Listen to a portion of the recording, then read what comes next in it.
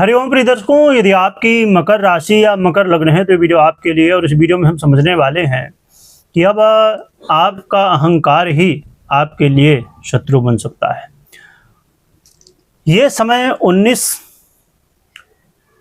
तारीख से 19 अगस्त से लेके 17 सितंबर तक, क्योंकि 17 अगस्त को ग्रहों के राजा सूर्य का राशि परिवर्तन हो चुका है और अब आने वाले समय में एक ऐसी स्थिति निर्मित हो चुकी है जो कि समस्याओं में जो मुख्य रूप से कारण है वो अहंकार होगा। आइए जानते हैं कौन सा योग संयोग बन रहा, क्या प्रभाव मिलेगा, सभी कुछ जानेंगे। प्रिय दर्शकों, 17 अगस्त 2026 से लेके सूर्य अपनी खुद की राशि सिंह राशि पर गोचर करेंगे, जहां पर केतु पहले से गोचर कर रहे हैं, जिससे ग्रहण योग का निर्माण हो चुका है। और बस कुछ समय पूर्व ही 12 अगस्त को ग्रहण भी पड़ा था और इस ग्रहण योग में राहु की भी दृष्टि है, जिसकी वजह से दुर्योग का जो प्रभाव है वो काफ़ी हद तक बढ़ जाता है।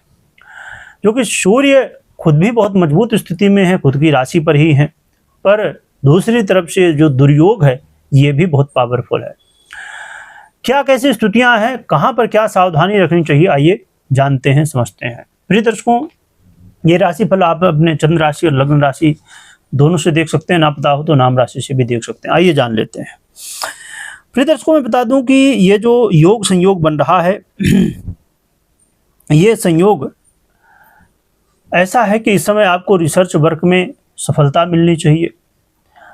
आपको ये जो समय है, इस समय अचानक लाभ के अवसर मिलना चाहिए।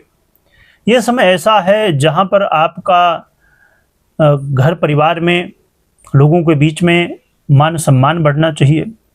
ये समय ऐसा है जहां पर आपके जीवन में हो सकता है कि आप किसी विषय में कुछ चाहते हो करना और न हो पा रहा हो, तो इस समय सफलता मिले आपको। यानी कि आपके जीवन में बहुत कुछ श्रेष्ठ हो सकता है, परंतु समस्या कहाँ पर है? समस्या ये है कि आप रिसर्च वर्क कर रहे हैं, परंतु यहाँ पर ये समझना होगा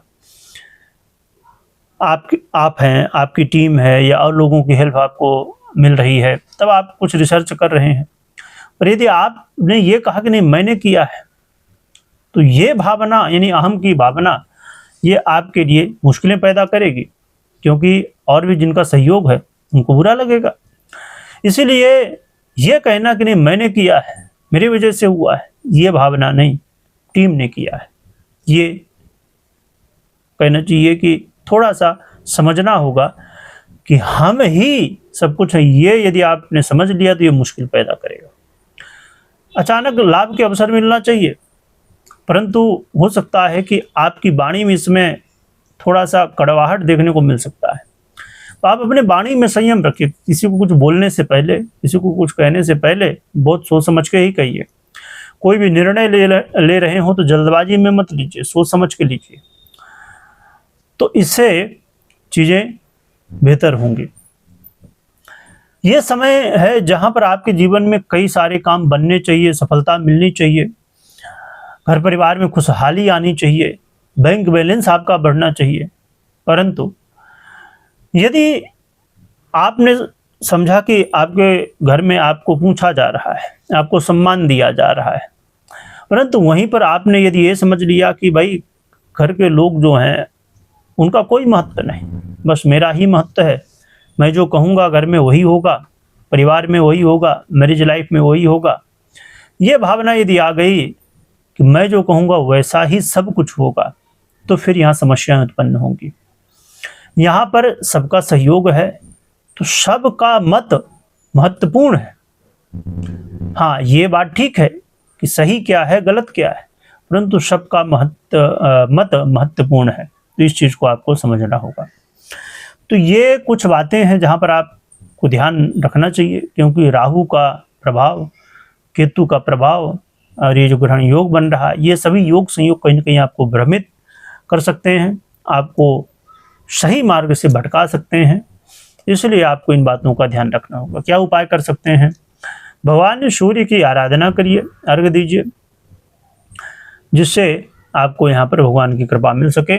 और आप चाहें तो नवग्रह यंत्र भी अपने घर, ऑफिस इत्यादि में रख सकते हैं, आराधना कर सकते हैं। तो ये उपाय आपके लिए सहयोगी होंगे। पर एक बात का ध्यान रखिए कि कोई भी निर्णय हो तो पर्सनल कुंडली विश्लेषण के बाद ही निर्णय लीजिए, मात्र गोचर के आधार पर नहीं। क्योंकि ये संकेत जो है गोचर के अनुसार तो मिल रहे हैं, परंतु क्या आपकी कुंडली के अनुसार आपके जीवन में घटित होंगे कि नहीं, ये आपकी कुंडली 70 से 80% बताती है और 20 से 30% संकेत गोचर के द्वारा मिलते हैं। तो हमने गोचर को तो समझ लिया, पर आपकी कुंडली में क्या घटित होगा क्या नहीं आपके जीवन में, आपकी कुंडली के अनुसार, ये आप अपनी कुंडली विश्लेषण से जान सकते हैं। वीडियो देखने के लिए बहुत बहुत धन्यवाद।